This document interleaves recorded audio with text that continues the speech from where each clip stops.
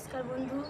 আমার ছেলে বায়না করেছিল চানা মশলা খাবে বলে, তার জন্য কিছু উপকরণ দিয়ে, সাধারণ উপকরণ দিয়ে আমি একটু চানা মশলা করে দেখাচ্ছি। আঁকুর করে রেখেছিলাম,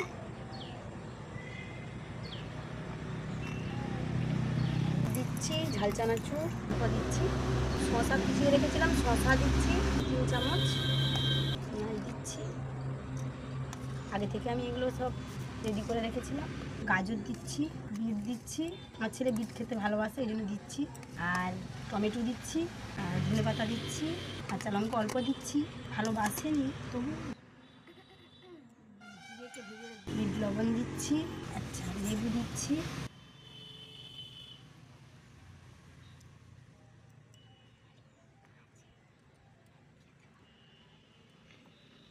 একটু তেল দিয়ে দিলাম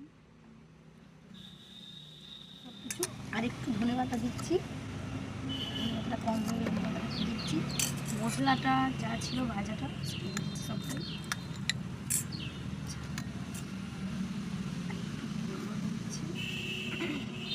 মাখিয়ে নিচ্ছি, সব কিছু মিশিয়ে নিচ্ছি একসঙ্গে। খাওয়ার জন্য ছটফট করছে।